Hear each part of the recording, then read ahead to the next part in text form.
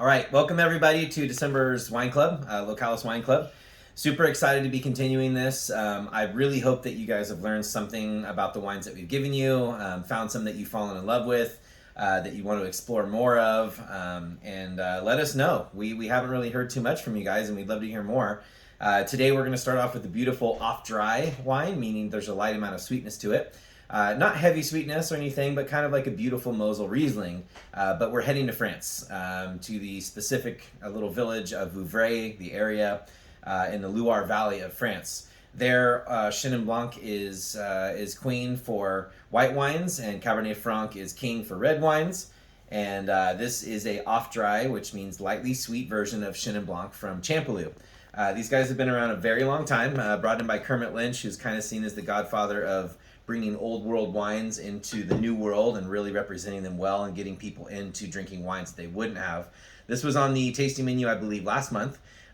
It's perfect for things with a good amount of spice to it. It pairs well with Thai food. You can still do the Thai kind of thing with this, although it doesn't have those like gassy qualities that Riesling does. But really works well with like a good spicy Mexican dish as well. You're eating some pozole, red or green would work really well with this. Anything with that nice kind of bright acidity and spice I think pairs well. It's just beautiful. Chenin Blanc is high acid wine anyways, so you get the crispness, the freshness. Also, like I said, that really, really light sweetness that just kind of follows in. This is definitely drinkable during warm months, warm area. If you're chilling it down nicely, it's going to be really refreshing and beautiful.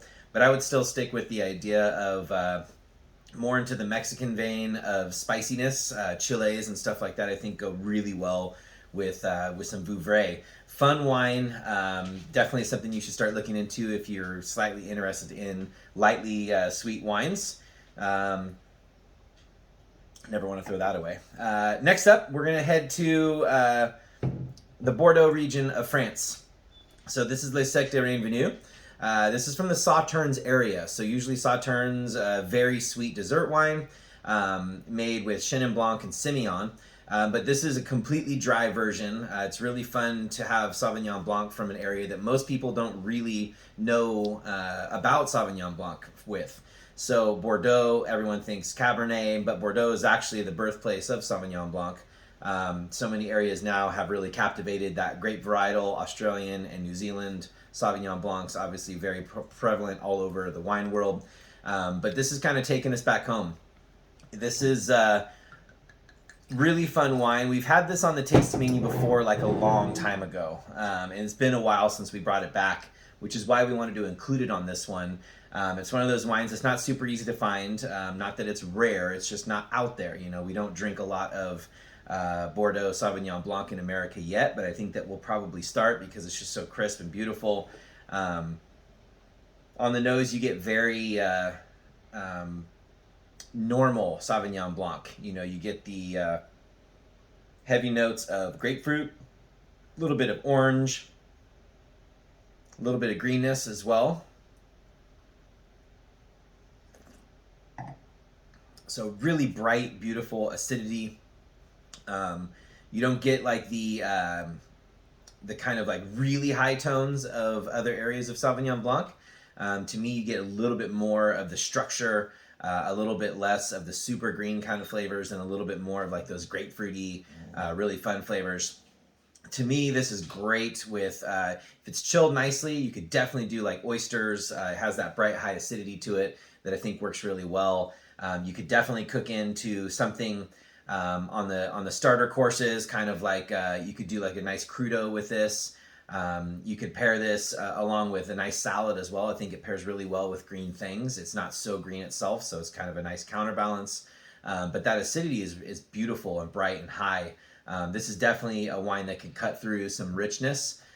So fun wine, something that you probably haven't had before. Sauvignon Blanc in a new way. Awesome. I like these wine videos because I just get to drink wine whatever time I'm shooting the video, which right now is kind of morning time, so there you go. Next, we're moving into Napa Valley. This is Alpha Omega 2. This is their Napa Valley Chardonnay. Once again, we've included some Chardonnays in the past. I think it's fun too because I don't know about you guys, but for me, I don't drink a whole lot of Napa wines. I think there's like this preconceived notion that, it's not a Somm wine or it's not great wine because it's from, California, Napa. But Napa is world famous. All over the place, people travel to come to these vineyards. The Cabernets and some of the Chardonnays and some of these places go for thousands of dollars. And it's one of those things that I think we often overlook, that we live right next to one of the great wine regions of the world. And Alpha Omega makes a really beautiful Chardonnay. We had this on the By the Glass for quite some time, and we had been bringing it back and forth. It's 2015, so this one has a little age. Nothing like the previous Chardonnay with, a lot of age on it, but this is light. Alpha Omega has been around for a while and has really secured themselves as like a more on the premium style brand. And we buy it in for a reason. I think with a mindset of like, I don't love Napa wines, it has to be really good for us to really gravitate towards it and bring it onto the list. And there's been a lot lately, a lot of great winemakers that I think are really trying to bring Napa back. And I say back more from super highly extracted, kind of crazy wines with the winemaking, and heading back to a more approach of trying to get more to the varietal, trying to get more to the terroir, trying to get less into making and more into the letting it kind of do its thing. So very traditional Chardonnay nose. I don't get a huge amount of oak, wood, and buttery kind of texture and smell. It smells a little more clean. You get those green apple kind of notes in there. Really pleasant on the nose. That's our pup, who's very tired after a long night of sleep. So, this is so traditional. I just love it. It's really kind of like iconic Chardonnay. It's not heavy in malolactic fermentation, which just means it doesn't have all those kind of creamy, buttery notes. It does have some, no ifs, ands, or buts about it, but not more so than the wine itself, which I think is kind of what steers me away sometimes from big Napa or Sonoma Chardonnays, is just that they're, very highly focused on other flavors outside of the actual grape varietal itself. This would go great with a nice piece of roasted salmon or fish. You could get away with chicken dishes. Wild mushrooms are happening right now. It's wintertime. I definitely think this would pair extremely well with like a chicken and mushroom dish.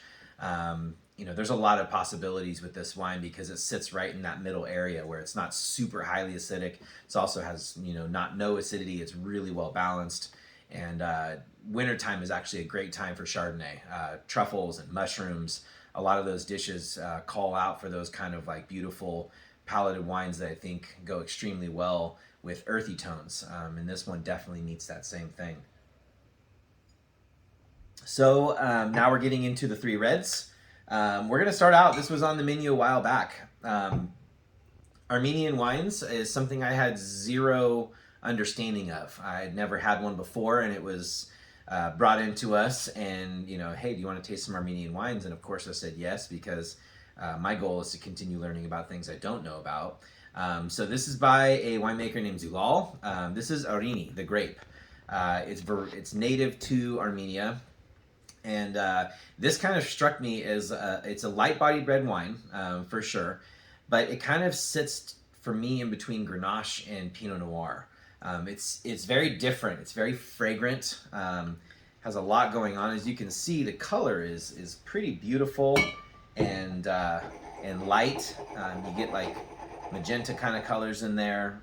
Really beautiful on the nose. You get a little bit of depth and earthiness. It smells old world. You get those earth notes, you get those musty notes before you get the fruit notes, but there's definitely still there in the background. And we paired this with some pork and apple and mustard. It was a very fun pairing. I still think for sure you should look into that. Maybe a pork chop with like, a mustard apple sauce, or like an apple. We actually did a Dijon Hollandaise, kind of rich. And this wine, I think, kind of cut through it nicely. It does have high acidity. It's a colder growing region there, so you're not going to see high alcohols. This is lower.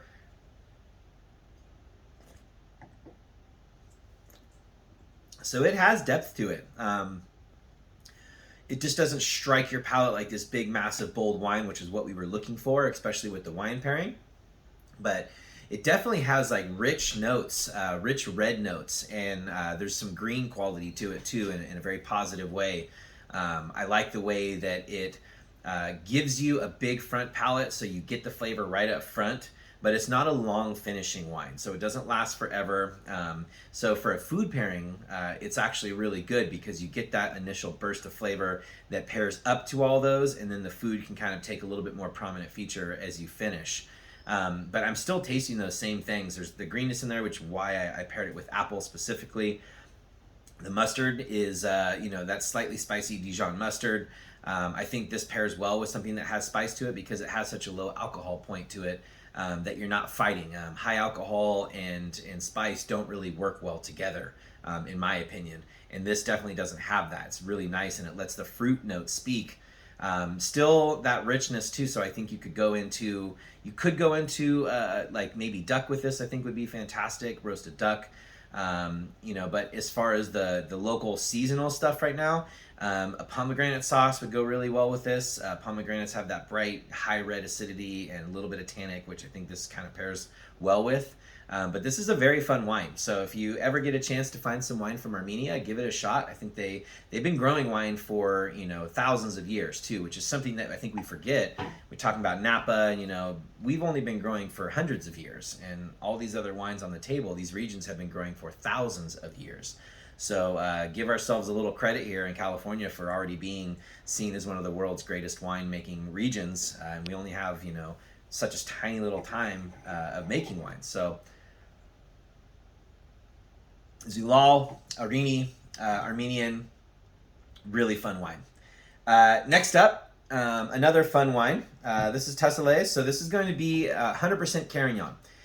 These vines, it means old vines, so the vines that this has been brought from and made with are all, over the 50, 60 year category, which is something to say, because if you think about planting a wine vineyard, you don't really see what it's going to be for the first 10 years maybe. You can get grapes off of it, and sometimes they're very good. But really what I've heard from most winemakers that I've talked to is that you don't really see what those vines can produce for 10, 15 years, 20, 30 years until you really start seeing the maximum potential of these vineyards. So when somebody plants a vineyard, it's a very serious dedication to what they're going to do if you know that you're not going to see the best of that for years and years to come. So these vines, to me, always a little thing that you can look for when you're buying wines out and about. That just means older vines, which means that you're probably going to be having vineyards that have been there for a while, meaning that they're probably good. Otherwise, they'd be ripped out and placed with something else. So a little buyer's tip there. This is Catalanis. So this is down in the Provençal region of France, so southern France, warmer climate. This is 2017. Carignan is a great food wine. I picked this wine up right away. So to be totally honest with you, I do so many tastings, which is why I've started learning about wine. I still don't know, next to anything about wine, but as you taste so many wines, you start understanding certain aspects of certain wines that you can kind of, know. And this wine region, being that warmer area, just always has these beautiful fruit-forward wines that I think are exceptionally good for food. This one, let's see here. Definitely getting the rich red and almost slightly blue fruit to me. Blue is a character that you see a lot in like Merlots and other varietals, but I'm getting this a little bit in there. But it just smells so enticing. You want to drink this wine. So Carignan, of course, that, that wine that's accessible to most every food. Is it big enough to contend with like braised short rib? Yes, it'll be a little weak, but it can still get there. But when you're thinking about food qualities with this, once again, like even though the fruit is very prevalent and very beautiful, you can definitely pair this with some richness.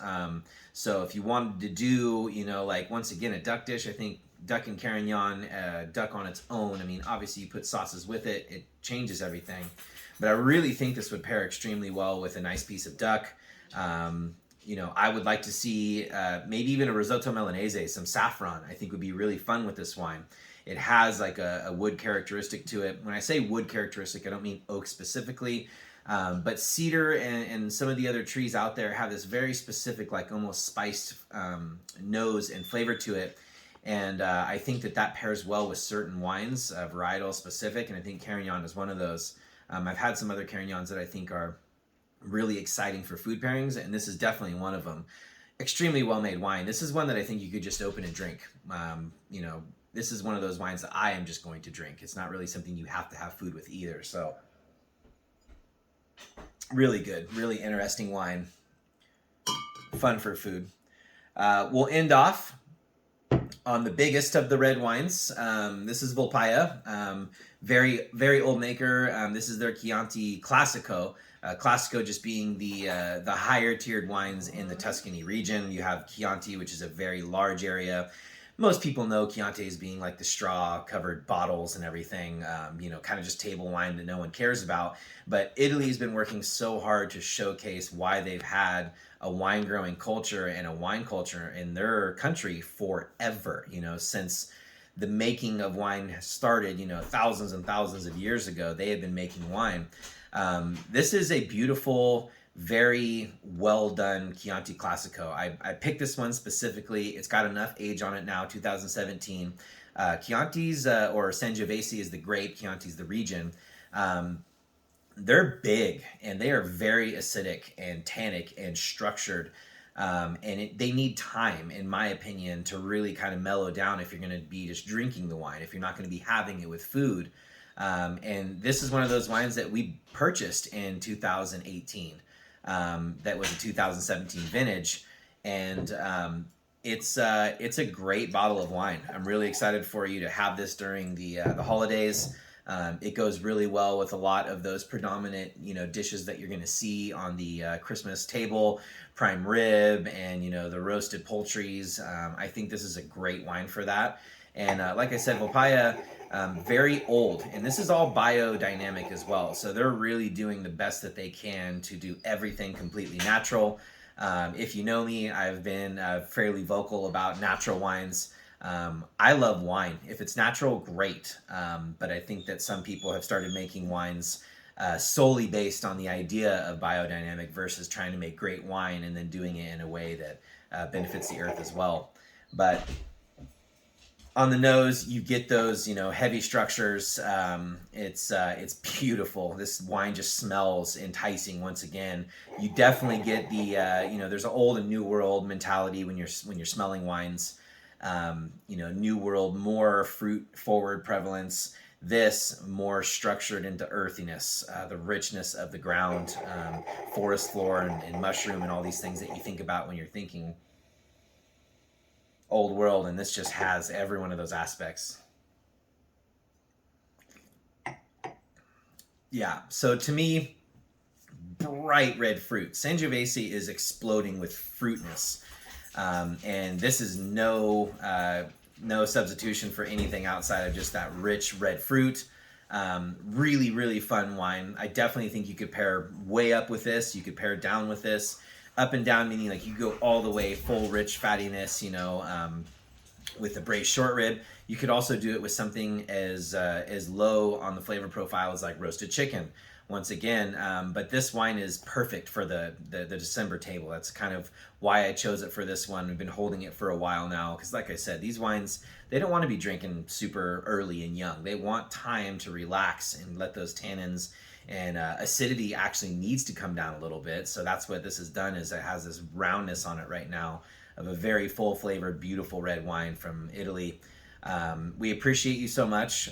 We appreciate each and every one of you that decided to join the wine club, to continue learning about wine, to continue tasting wines and educating as many people as we can around us about all the different wines that we have availability of now in this global marketplace. Our family truly wishes your family, or you specifically, with a wonderful holidays. We wish you the very best, and we hope that the new year carries us into a beautiful time of love and passion towards each other and humanity. So have a great night.